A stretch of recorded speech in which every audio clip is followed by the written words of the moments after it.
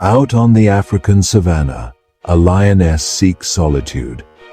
She's just given birth to a litter of cubs, tiny, spotted, and utterly dependent. For the first week or so, their eyes are sealed shut.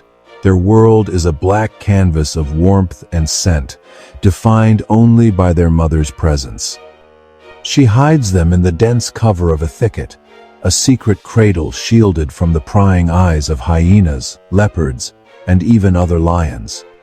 This den is their entire universe, but it can't be a permanent fortress.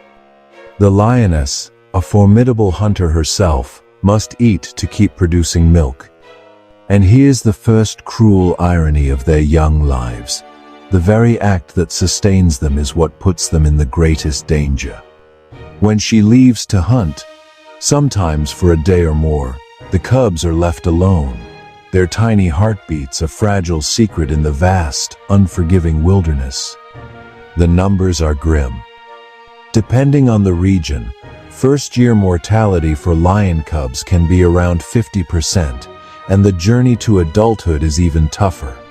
Starvation is a constant threat. So is infanticide. If a new male or a coalition of males takes over the pride, they'll often kill any existing cubs to bring the females back into estrus and secure their own bloodline. It's a brutal fact of lion life that perhaps only 1-8 cubs, in general, will survive to adulthood. Their lives are a gamble from the start, and the house almost always has the edge. Survival isn't a given, it is a victory against overwhelming odds. But not all hunters are raised in a pride. On the open plains, a mother cheetah raises her cubs alone. She is their sole protector, provider, and professor in the art of the hunt. Her cubs, born with a distinctive mantle of fur that camouflages them in the tall grass, will stay with her for about a year and a half, sometimes a little longer, learning every trick in the book. The lessons begin early. Around 8 weeks old, the cubs start following their mother, their first real look at the world beyond the lair. They're clumsy, curious, and, frankly, often a liability.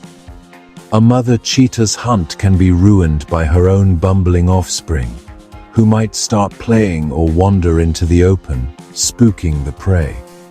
Yet, even these failed hunts are a lesson.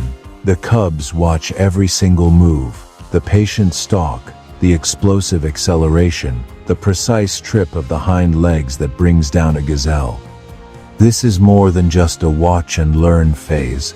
A cheetah's curriculum is surprisingly hands-on. In a remarkable teaching strategy, a mother will often bring live prey back to her cubs. She might injure a young antelope, disabling it just enough so her cubs can practice the chase and the kill in a controlled, if brutal, environment. It's a vital, interactive lesson that closes the gap between watching and doing. And then there's the power of play. The endless wrestling, chasing, and pouncing between siblings might look like just a game, but it's the most critical training they'll get. Every tumble and mock bite hones their coordination, builds their strength, and teaches the subtleties of combat. This is predator school in its purest form, where every playful stalk is a rehearsal for a life or death performance. Through these games, they are forging the skills that will one day make them the fastest hunters on land. Of course, not all predators are forged in the warm-blooded world of fur and fang. Along the banks of the Nile, a different kind of hunter is born, one whose lineage stretches back to the time of dinosaurs, the Nile crocodile. When the hatchlings emerge, they do so with a primal fury, their mouths already open, displaying a full set of teeth. They are miniature killing machines, born with the hardware fully installed. Their learning process is different, a story written in instinct, not instruction. While a mother crocodile fiercely guards her nest, and may even carry her hatchlings in her powerful jaws to the safety of the water. Her parental duties have their limits. Some mothers will guard their young for several weeks or months, but in many cases, from the moment they enter the water, the young are on their own for dinner. Their first meals aren't wildebeest, but insects, tiny frogs, and minuscule fish. This knowledge isn't taught, it's innate, a genetic memory passed down through millennia. Far to the north, in a world of ice and wind, another predator begins its life. Newborn polar bear cubs are tiny, about the size of a guinea pig, born blind and helpless in the warmth of a snow den. For months, their world is this insulated cavern, where they grow strong on milk that's over 30% fat. Here, the challenge isn't rival predators, but the absence of the world itself. Their mother has been fasting for up to 8 months, and if they are to survive, she must lead them to the sea ice to hunt seals. Here, the lessons are about patience and stealth.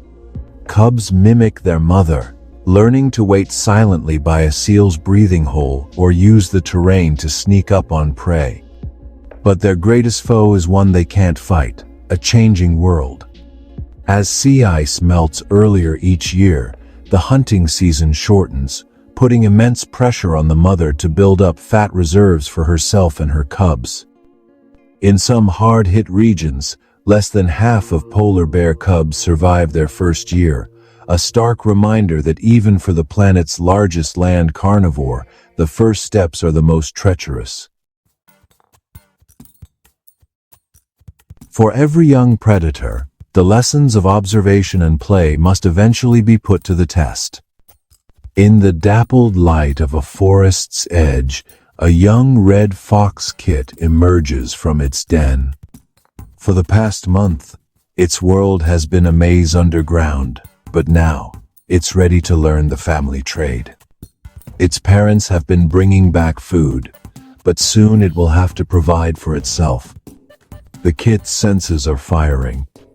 It's driven by an instinct to hunt, but the technique is something that needs to be perfected. Its first targets aren't rabbits or birds, but the small life that scurries in the undergrowth: beetles, crickets, and field mice. We watch as it locks onto a sound, the faint rustle of a mouse under the leaves. It coils its body, a perfect spring of pent-up energy. The first pounce is a failure, a comical miscalculation of distance and timing. But there's no discouragement, only instinct driving it forward. It tries again. This time, it remembers the lessons learned through playfighting with its siblings, the countless practice jumps. It adjusts. A slight shift in weight, a moment more of patience. It leaps, an arc of red fur against the green, and this time, it connects. It has made its first kill. This single moment is where everything comes together. It's the fusion of innate drive and learned skill. Instinct told it to hunt, experience taught it how. It's a small victory, just one mouse, but in the life of a young predator it's a monumental achievement. It's the moment the student starts becoming the master, the survivor becomes the hunter. From the fragile helplessness of a newborn lion to the focused intensity of a young fox on its first hunt, the journey is one of incredible transformation. The world of young predators is a breathtaking and brutal classroom where play is practice and every meal is a lesson. They are born with the legacy of an apex hunter, but they must earn that title through trial, error, and an unbreakable will to survive. They are nature's most compelling story of resilience, showing how instinct and experience can forge a killer from a cub, a ruler from a newborn, and an icon of the wild from a tiny, fragile life. If you were captivated by the amazing world of these young predators, subscribe to our channel for more incredible wildlife stories. and press the bell icon to never miss an update from the wild.